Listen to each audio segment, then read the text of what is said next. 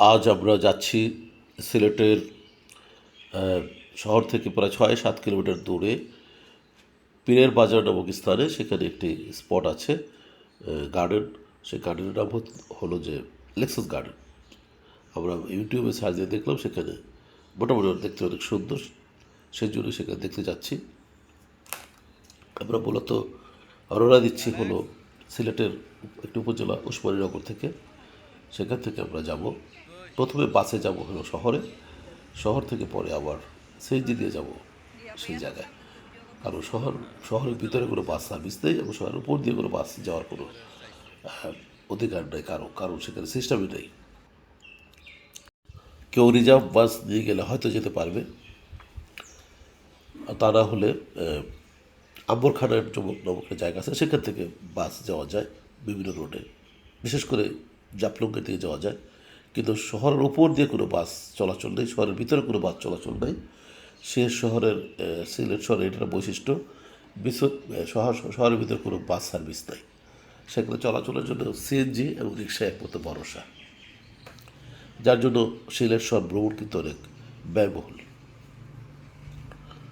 তো আমরা অলরেডি বাস থেকে নেমে গেছি, নামার পরে সিএনজি দিয়ে যাচ্ছি আর কি সেই স্পটে, পীরের বাজার।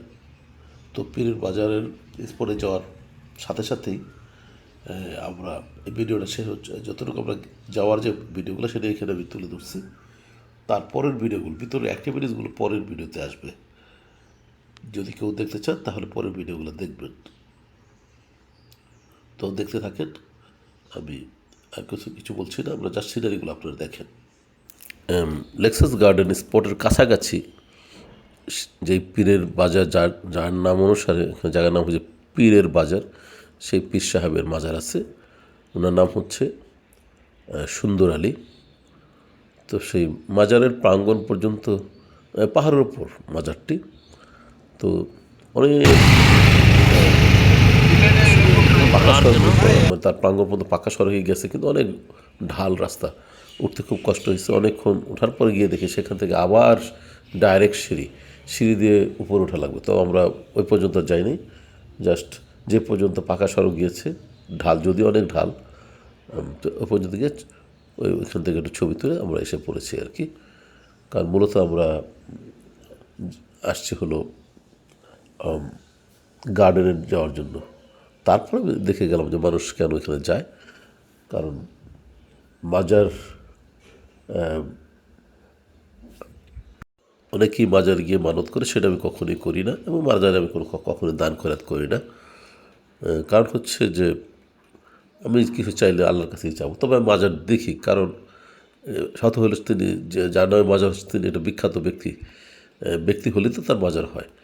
কারণ সে শুধু এরকম কেউ, এমনি যে কোনো বিখ্যাত ব্যক্তির মাজার যদি থাকে তাহলে সেটা আমি এমনি দেখতে যাই। ওই ব্যক্তির প্রতি একটা সম্মান প্রদর্শন পূর্বক দেখি আমি। কারণ যে বিশেষ করে যে সিলেটে যে বিভিন্ন আউলিয়ারা আরব থেকে আসছিল, তারা বিভিন্ন জায়গায় ছড়িয়ে ছিটিয়ে আসলে তাদেরই বাজারগুলো হয়েছে। 360 জন আউলিয়া তো আসছিল, আপনারা জানেন, শাহজালালের সাথে। তো তারা বিভিন্ন জায়গায় ছড়িয়ে ছিটে গেছে। ওনারা যে না আসতো, এই বাংলাদেশ কিন্তু কখনোই একটা মুসলিম রাষ্ট্র হতো না। ওনারা আসার পরেই কিন্তু এই বাংলাদেশ একটা মুসলিম রাষ্ট্রের, এই অঞ্চলে মুসলমান বেশি।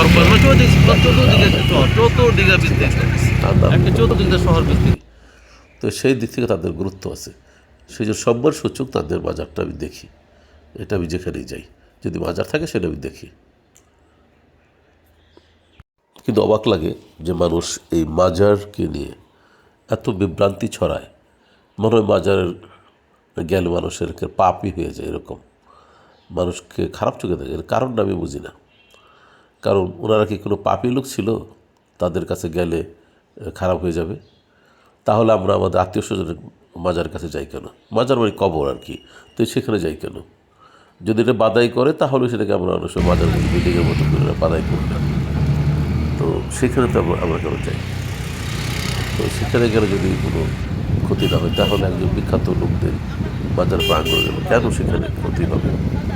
সেটা বুঝি না। মানুষের উদ্দেশ্য তো, মনের উদ্দেশ্য তো সৃষ্টিকর্তাই, কিন্তু সে সৃষ্টিকর্তা যে যাকে প্রিয় করে পাঠিয়েছে পৃথিবীতে, তাদেরকে দেখতে তো আমি কোনো খারাপ দেখছি না, কারণ সবাইকে তো আর সবাই তো ইচ্ছা করলেই বড় বড় বুজুর্গ, তারপরে সুফি, তারপরে পীর দরবেশ হতে পারে না।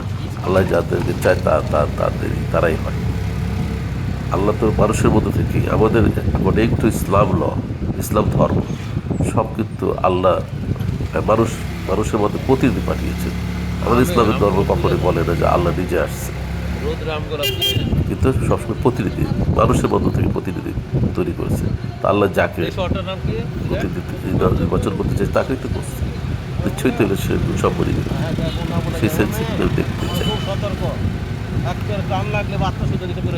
আর সিলেট শহর সম্বন্ধে বলি যে আমার কাছে সত্যি কথা বলতে ঢাকার পরেই যে শহরটিকে সত্যিকার অর্থে শহরের মর্যাদা দিতে মন চায় সেটা হলো সিলেট শহর। কারণ আমি অনেক শহরে গেছি, অনেক বিভাগীয় শহরেও গেছি বাংলাদেশে। সেই শহরগুলো কিন্তু আসলে প্রধান রোড কেন্দ্রিক গড়ে উঠেছে। 2, 3, 4, 5 কিলো 10 কিলোমিটার মধ্যে যতদিন প্রধান কিলোমিটার দুই পাশে বিল্ডিং হয়েছে, কিন্তু আধা কিলোমিটার বাম দিকে বা ডান দিকে রোডের ডাউন নেই, শুধু রোডের মেইন রোডের কাছে শহরগুলো আর সেভাবে বিস্তৃত হয়। কিন্তু সিলেট শহর কিন্তু তার চারিদিক দিয়ে বিস্তৃত, আবাসিক এলাকাগুলো চমৎকার এবং শহরের ভিতর মানে শহরই সেখানে ঠিক ঢাকা শহরকে যেরকম মনে হয়, ঢাকা শহরের কোনো একটি অংশ যেরকম মনে হয়, ঠিক সিলেট শহরের ভিতর ঢুকলে ওই মনে হবে। কিন্তু আমি কিন্তু বাংলাদেশের বহুত শহরে গেছি, বাংলাদেশের বহুত ডিস্ট্রিক্টে ঘুরে করছি। তো সেই দিক থেকে সিলেট শহরটাকে সত্যিকার অর্থে একটি সুন্দর এবং গোছানো শহর মনে হবে। এবং এদিকে লোকজন শৌখিন তো বোঝা যাচ্ছে, এই কারণে বোঝা যাচ্ছে যে তাদের প্রত্যেকটা বাড়িঘর কিন্তু অত্যন্ত চমৎকার ডিজাইনের। আরেকটা বৈশিষ্ট্য দেখলাম, অনেক বাংলো টাইপের বাড়ি আসছে, কিন্তু কেউ থাকে না, হয়তো তারা লন্ডন থাকে। এ কথা সত্যি সিলেটের প্রায় প্রতিটা পরিবারের আমরা কেউ বিদেশ থাকে এবং বিশেষ করে ইভেন আপনার যে তার পরিবারের লোকেরাও কিন্তু লন্ডন থাকে। তো যেহেতু বোঝা যাচ্ছে যে সিলেটের বেশিরভাগ মানুষই আমি দেখতেছি যে আমি যে কটা পরিবারের সাথে আমার পরিচয় হচ্ছে, প্রত্যেকটা পরিবার থেকে কেউ না কেউ গেছে, যায় নাই এরকম মানুষ খুব কম আছে। আরেকটা বৈশিষ্ট্য সিলেটের যে ঘনবসতি না, কিন্তু সিলেটে কিন্তু যেসব জায়গাগুলোতে বাড়ি দেখলাম শহর বাদে আশেপাশের যে বাড়িগুলো আবাসিক এলাকায় অনেক জায়গা নিয়ে, এমনকি যে এত বড় জায়গায় দিয়ে যাওয়ার প্রত্যেকটা মানে বাংলো টাইপের বাড়ি অনেক জায়গা নিয়ে, এটা দেখতে আমার খুব ভালো লাগে। হয়তো তারা বছরে 1 বার থাকে, আর যেখানে মেইন টাউন সেখানে কিন্তু কমার্শিয়াল বিল্ডিং থাকবে, কিন্তু আবাসিক এলাকায় যে বাড়িগুলো প্রত্যেকটা সুন্দর বাড়ি এবং অত্যন্ত অনেক জায়গা জমি দিয়ে এত শৌখিনভাবে গাড়িগুলো করছে। ঠিক আমরা যদি ভিডিওতে আমেরিকার জর্জিয়া ফ্লোরিডা দেখি, তাদের আবাসিক এলাকাগুলো দেখি, দেখবেন যে সেখানে অনেক জায়গা দিয়ে বাড়ি করা, কারণ ওদের জায়গা অনেক বেশি, এই জন্যই এত জায়গা দিয়ে বাড়ি করা। আর সিলেটে যেহেতু কম্পারেটিভলি ঘনবসতি কম, আর বেশিরভাগই খোলা পাহাড় পর্বত, তারপর মানে বেশ উঁচু জমি, তো যারাই বাড়ি করছে অনেক জায়গা দিয়ে করছে। তবে ফসলি জমি মোটামুটি কমই বলা যায় সিলেটে। তো এই জন্য বেশিরভাগ মানুষ বাগান করে, তো বাগানের কিন্তু সেভাবে উঁচা নিচা যে কোনো জায়গাতে কিন্তু ফলের বাগান করা যায় আর কি। আর এখানে দেখলাম বেশিরভাগই যে আনারসের বাগানটা বেশি করে, আনারস এবং লেবু, এই বাগানগুলো এই সিলেটে করে। তা আমরা এখন সিলেটের উপশহর দিয়ে যাচ্ছি আর কি। সেই সিলেট থেকে যে তামাবিলের দিকে যে রোড, সেই রোড দিয়ে কিন্তু মোটামুটি সেই পীরের বাজার যে এলাকাটা যাওয়া লাগবে সেখানে। তো মোটামুটি একেবারে কম দূরই লাগছে আমাদের কাছে, যে 400 টাকা ভাড়া ঠিকই আছে, কারণ মোটামুটি সেই স্পটটা কিন্তু দূর আছে। কারণ এই প্রধান সড়ক থেকে আমার বাম দিকে আবার আমাদের কিছু সাব রোডে যাওয়া লাগে। এখন আমরা প্রধান সড়কই আছে। তো দেখেন এই প্রধান সড়কের ভিউগুলা খুব চমৎকার, যে দুই দিকে অনেক গাছগাছালি আছে পুরা শহরটা কি মানে সিলেটটা কি মনে হয় যে একটা টুরিস্ট স্পট আমার কাছে মনে হয়। পুরো শহরটা টুরিস্ট স্পট, এত গাছ, এত সবুজ, খুবই সুন্দর লাগে। তো আমার কাছে ব্যক্তিগতভাবে যেখানে সবুজ পাহাড় পর্বত, এটা এইসব জায়গাগুলো আমার কাছে ভালো লাগে, খুবই দেখতে ভালো লাগে। হয়তো সবচেয়ে ভালো স্পট বিবেচনায় সমুদ্র হবে, এটা সত্যি কথা, কিন্তু তারপরে সিলেটের স্থানগুলো আছে, কারণ সিলেটের মধ্যে কিন্তু অনেকগুলো চমৎকার চমৎকার নদী আছে, যেসব নদীগুলো ইন্ডিয়া থেকে আসছে, এবং সেখানে পাথর এবং অত্যন্ত স্বচ্ছ পানি, এত স্বচ্ছ পানি বাংলাদেশের পুরো নদীর মধ্যে আছে বলে আমার মনে হয় না। যে নিচে হাঁটু পায়ে পর্যন্ত যদি আপনি নামেন, তো নিচে পায়ের পাতা মতো দেখা যাবে, এত ক্লিয়ার, ক্রিস্টাল ক্লিয়ার, এবং পাথরগুলো দেখা যায়, বিশেষ করে চাপলঙ্গের দিকে যে নদীটা নামছে। তো ওই নদী দিয়ে বিভিন্ন যেসব জায়গাগুলো স্পট হয়েছে ওই একই নদীর উপরেই অনেকগুলো স্পট আছে। আপনি জানেন বিসলা গান্ধী, সাদা পাথর, সব ওই নদীর পাড় দিয়ে। তো গরমের কারণে ওইসব জায়গায় আমরা চাই নাই। তো একটু শীত নামলে আমার কোনোদিন ওখানে ঘুরতে যাবো। আর যদিও আমি চাপলক বেশ কয়েকবার গেছি, আসলে খুব চমৎকার একটা স্পট চাপলক, দেখার মতো।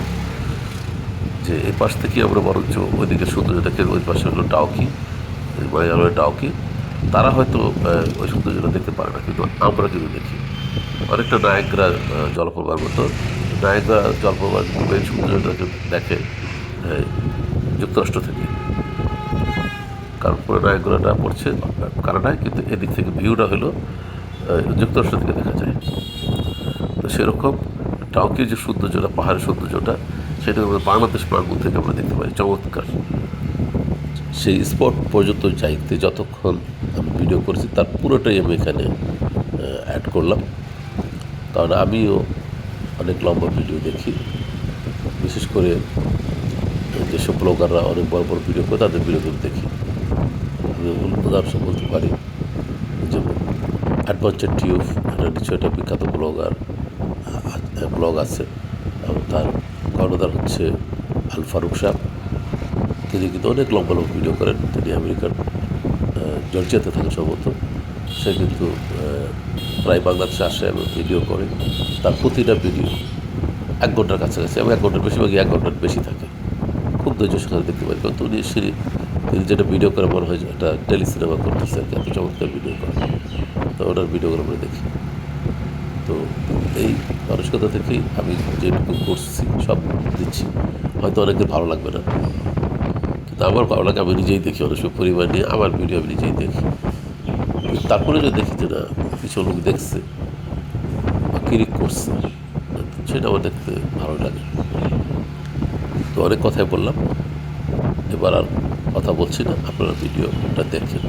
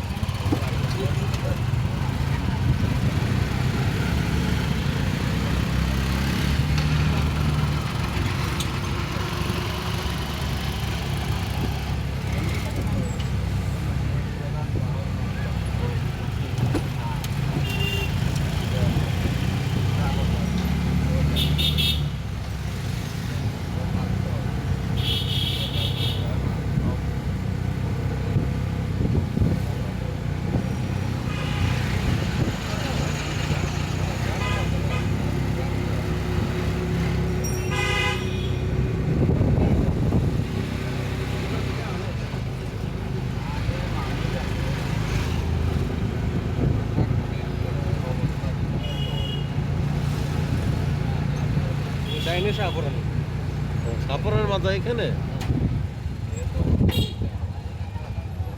ও সাপুরের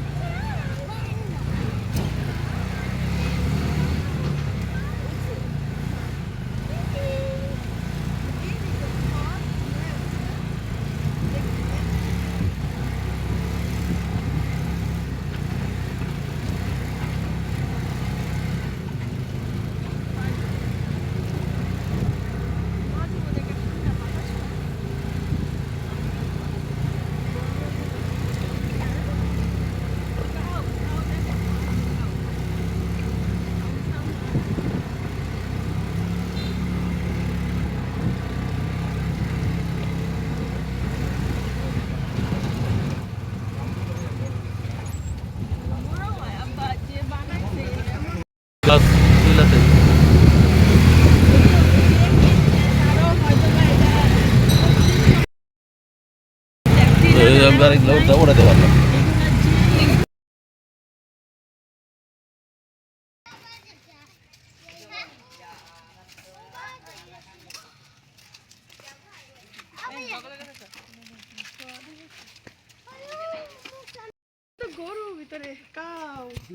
ভালো গৃহস্থের বাড়ি, বুঝছস? গৃহস্থের বাড়ি এত জায়গায় নিয়ে বাড়ি করতে পারলে তো ভালো আসলে।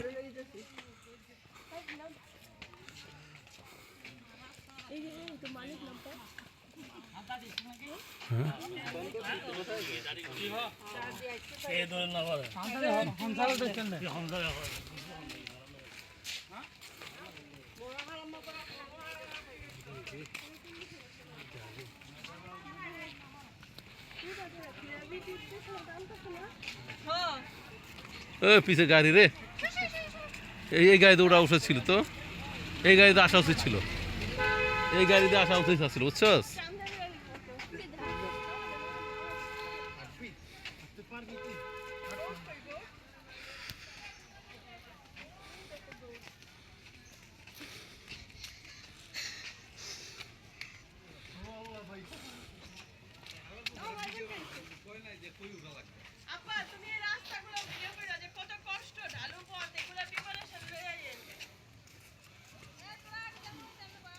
ওইগুলা ধরতে হয় চাঁদের গাড়ি দেয়া।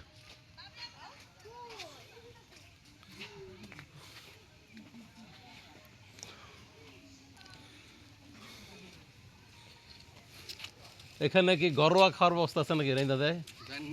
জিজ্ঞাসা তো জিজ্ঞাসা তো কিন্তু মানে এত উপরে যে ব্লগারগুলো কেউ কইল না। দেখি নতুন ব্লগ দিতে পারিনি এটার।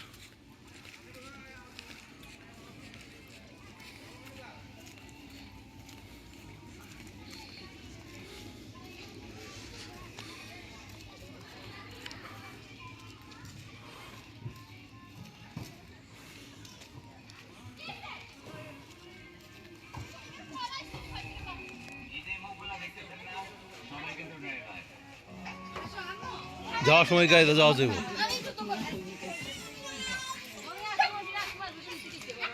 এখন আমরা মেন গাড়ি আসিনি রে বাবা।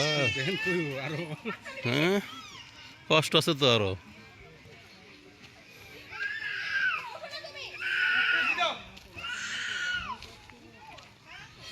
বাচ্চা লইয়া যেতে পারবা আসলে?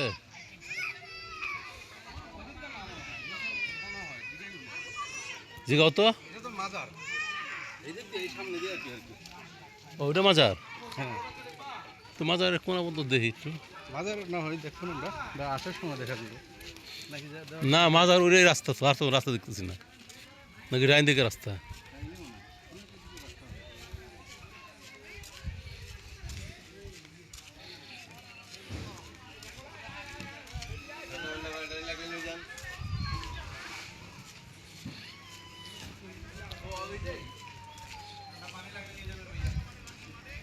পানি নিচে পাচ্ছিলাম।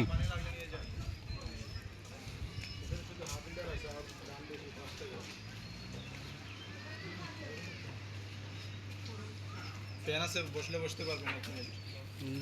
পানি নিচে একটা? হ্যাঁ পানি আছে, অনেক ঠান্ডা পানি তো নিছো না? না পানি নর্মাল পানি। আচ্ছা ভালো করছো তাহলে।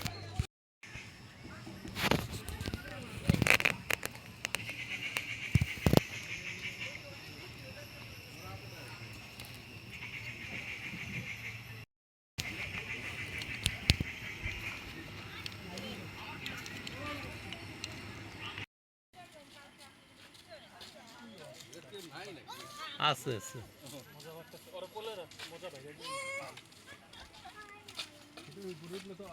না, গরম গরম। হ্যাঁ হ্যাঁ মাজার না এটা? মাজারের উপরে আরো উপরে সিঁড়ি, আসল সিঁড়ি তো আরো উপরে। কি সিঁড়ির উপরেও সিঁড়ি আবার? কো আমি তো দেখি না। কো কো কো কো কো সিঁড়ির উপর সিঁড়ি কই? ভিডিও করে আয়া পড়ে সিঁড়ির উপর সিঁড়ি কই? এর উপরে জীবন উঠবে। আবাম বলছিল মাজার যাও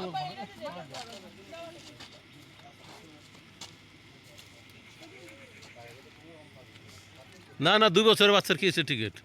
যাবো না দরকার পড়ে।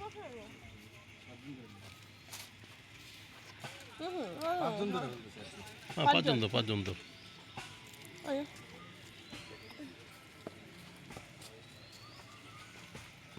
মাজার যাবো না একটু মাথা দিয়ে উঠে দেখো আমরা ভিতরে খারাই আব্বা দাঁড়া একটা টিকিট রাখ খেলো রাখ আমার টিকিট আমার কাছে দে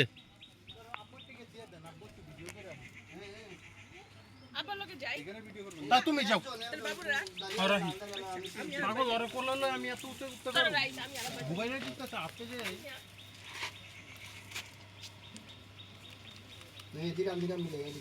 আমি আর আব্বা যাই যাও জোরে রেখে দাও দেখো আমি আর আব্বা যাই টিকিট হলো মাঝে দেবো যাই পরে গেলে কিন্তু দেখতে আবার যেটা রক্ত সহতে সুজা না যাও যাও ভাইয়া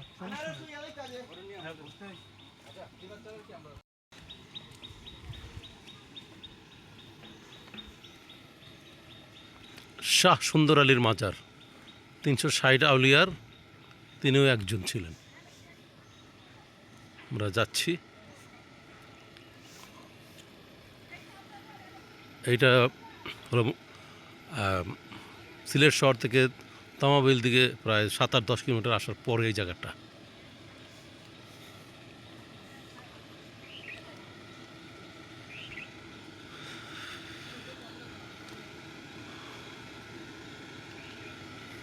অনেক পাহাড়ি অনেক উঁচা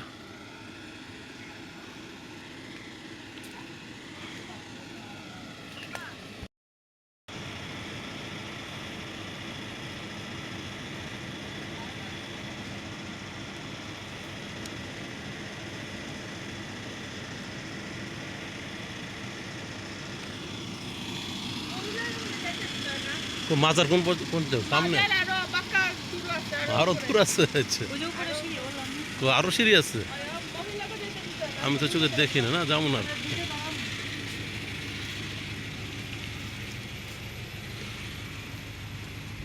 আমি অত দূর তো সিঁড়ি দেখি নাই আসলে না ওটা আমি দেখি নাই তো সিঁড়ি নিচ পর্যন্ত যাবো দেখো পরে সিঁড়ি নিচ পর্যন্ত যাই যাও তুমি যাও দেখি না আমি উঠতে কষ্ট হবো আমার এটা ওই যে ওইটাই মাজা ওই যে রুম দেওয়া যাইতেছে না আচ্ছা প্রাঙ্গণ মতো গেলেই চলে হ্যাঁ ওইটাই ওগুলো কি না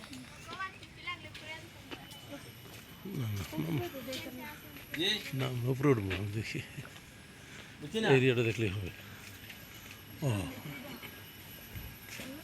এই ভবনটা না না সিঁড়িতে উঠবো না আর কি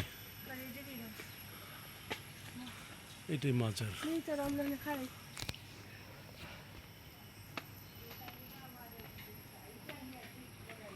হজর শাহ সুন্দর